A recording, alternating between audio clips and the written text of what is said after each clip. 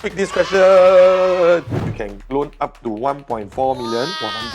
I would say that if you are buying out for rental, wow, this is a sure fail calculation. Hey guys, this is Marcus again. As promised, this is part 2 of 2, answering 10 questions about real estate. Thanks for supporting part 1, so let's go. Now, before I continue, if you have not already watched part 1, do check it out because there are many interesting questions out there as well.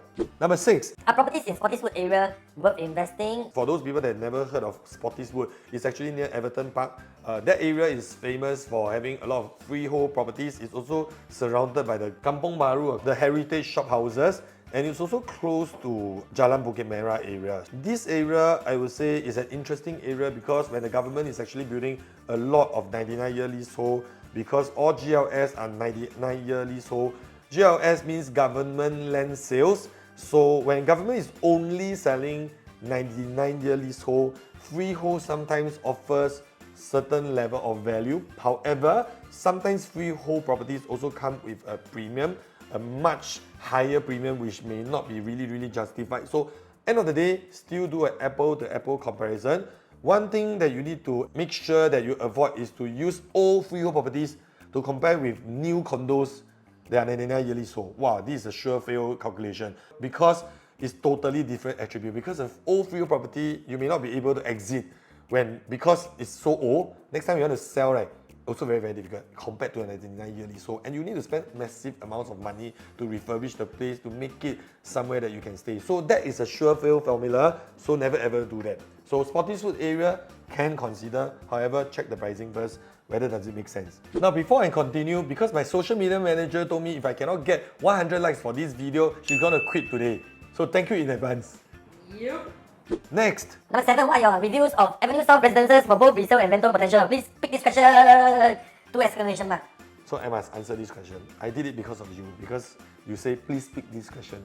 So Avenue South Residences is an interesting development because behind you is actually the Bukit Merah cluster HDB. Opposite is also some rental HDB properties as well. However, the thing you need to take note is that it's right across the future Greater Southern Waterfront City, which the Brani Island will be converted to another Sentosa Park or Sentosa Island. Very interesting, and there'll be more homes that will be built along the Greater Southern Waterfront City and even HDB flats near the current Keppel golf course as well. That's a bit far, but I would think that the buyer pool will be about the same.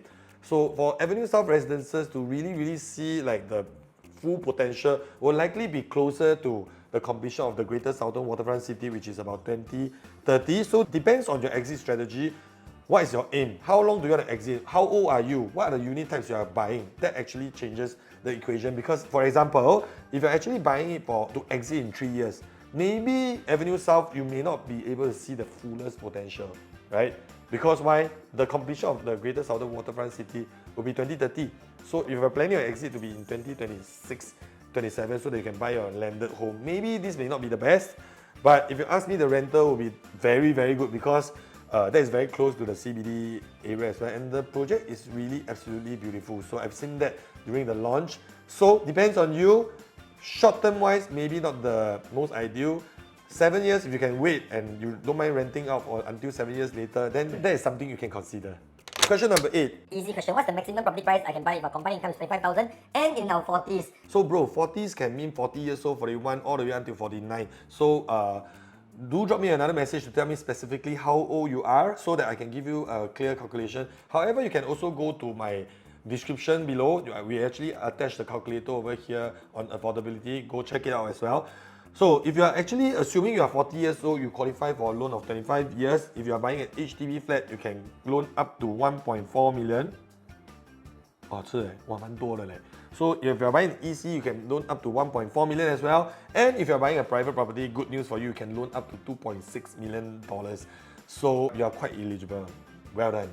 Next, number 9. I watched your 1 million property video. In the same context, 1 million house on 10k income but purchasing to rent out. Would it be should or should not? Thanks, I subscribe to the channel. Thank you. So if you haven't subscribed, please do so now. Please be nice. I give you a love.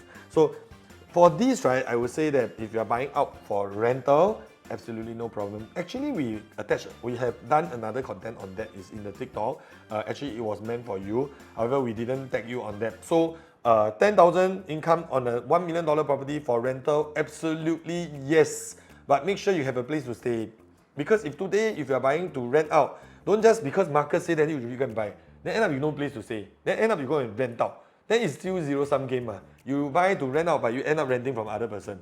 So try to find cheaper means of accommodation. For example, if let's say you can afford to stay with your mother, of course that's the most ideal situation. But try to every month have to buy some grocery and all this kind of thing. Be nice lah.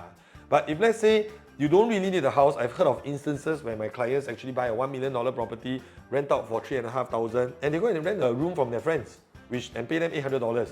And in return, right, they actually get back the rental income over there. So that's a wise choice to actually do it. I'll be keen to find out how old you are. You can drop them in the comments if you are watching this video. Now, before I proceed to the most interesting questions of all, because my videographer told me that she will resign if I don't get 100 subscribers, so please help me to tap the subscribe button so you will not miss out on our future videos. Thank you. Next, number 10. Yay! Hi, will market correct itself? Prices of resale properties dip given big developments like Florence, Treasure and Tampines, etc. are TOBing, adding to the supply pool of units.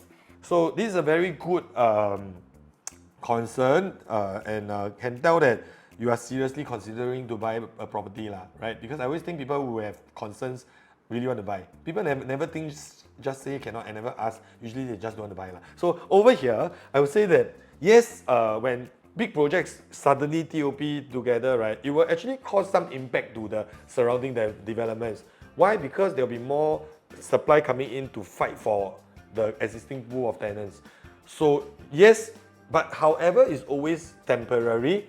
Why? Because in Singapore, there are always an influx of new residents coming into Singapore, and many of the businesses in Singapore are expanding. For example, there are big tech giants that are coming into Singapore as their HQ. I don't need to list all the names. I think that will actually cause more demand for the rental over there. So usually it's the first year you can feel an impact when, for example, Florence TOP, the surrounding will feel the impact for the first year. It will not be very drastic because the fundamentals of real estate is still very, very strong. What I mean is today, when people know that the prices are lower, usually they will stop selling. Instead of low, then they sell cheap, right? Singaporeans a bit different because today, when we buy a property, right, our friends know. How much we buy, our friends know. When we sell way lower than market, right, our friends will what? Laugh at us, ego very important. So they rather sell their watch, sell their car, sell everything, but they try their best not to sell their house at a lower price because Singaporeans are house proud. So all these only temporary.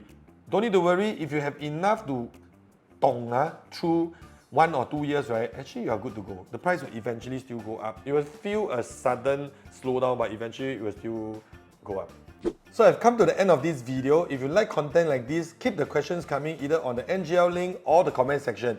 And if you have not subscribed to our channel already, we'll be posting weekly content like this. So do consider subscribing to our channel in order not to miss out on future videos. Once again, thank you so much for staying till the end, and I'll see you at my next video.